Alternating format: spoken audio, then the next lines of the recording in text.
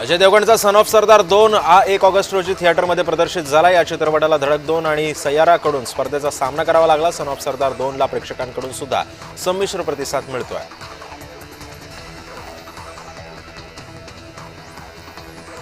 धडक 2 हा चित्रपट 1 ऑगस्टला प्रदर्शित झालाय, पण 4 दिवसांची कमाई पाहता हा चित्रपट बॉक्स ऑफिसवर फ्लॉप झाला असून धडक 2 ची एकूण कमाई 12.80 कोटी रुपये इतकी झालेली आहे। तर सय्यारा आणि महाअवतार नरसिम्हा या चित्रपटांची बॉक्स ऑफिसवर सध्या क्रेज सुरू आहे। महाअवतार नरसिंह हा ॲनिमेटेड चित्रपट बॉक्स ऑफिसवर सध्या धुमाकूळ घालतोय। आता चित्रपटाच्या निर्मात्यांनी OTT प्लॅटफॉर्मवर सुद्धा लवकरच या चित्रपटाची घोषणा सुद्धा केलेली आहे। चित्रपटाभोवतीच्या चर्चेवरती प्रतिक्रिया दिलेली आहे आणि प्रेक्षकांना सुद्धा अफवांपासून दूर राहण्याचं आवाहन सुद्धा दिग्दर्शकांनी केलं आहे।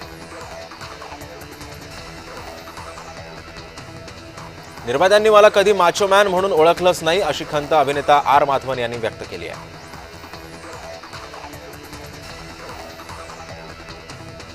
नुकतंच चित्रपट विभागातील अभिनेत्यांना राष्ट्रीय पुरस्कार जाहीर झाले, त्यातच टीव्ही कलाकारांना सुद्धा राष्ट्रीय पुरस्काराने सन्मानित करण्यात आले। अशीच मागणी रुपाली गांगुलीने केलेली आहे।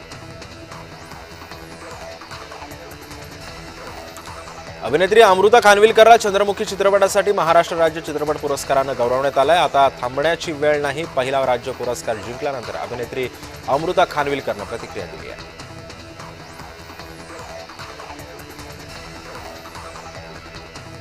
सैतान म्हणत भारती सिंगनं लबुबू भावली जाळलेली आहे। भावला आणल्यापासून भारतीचा मुलगा विचित्र वागू लागलाय। त्याच्या विचित्र वागण्यामुळे भारती चांगलीच घाबरली आणि तिनं बाहुली ही जाळलेली आहे।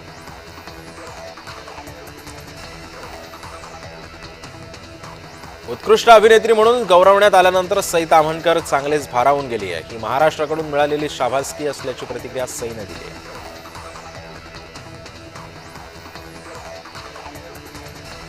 प्रसिद्ध अभिनेत्री ऋता दुर्गुळेला सुद्धा महाराष्ट्र राज्य चित्रपट पुरस्काराने गौरवण्यात आलेलं आहे। त्यानिमित्ताने तिच्या नवऱ्यानं सोशल मीडियावरती पोस्ट करत बायकोचं कौतुक केलं आहे।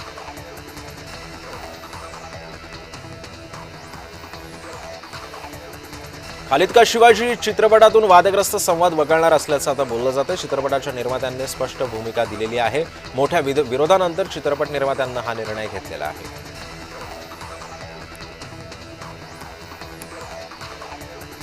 खालिद का शिवाजी या चित्रपटाला ठाण्यात सुद्धा शिवप्रेमींनी विरोध केलाय। जिल्हाधिकाऱ्यांना निवेदन देत सिनेमावरती बंदी घालण्याची मागणी यावेळी करण्यात आली। या चित्रपटाच्या ट्रेलरमध्ये सुद्धा छत्रपती शिवाजी महाराजांच्या ऐतिहासिक व्यक्तिमत्वाबद्दल अनेक खोटे दावे केल्याचा आरोप करण्यात आला।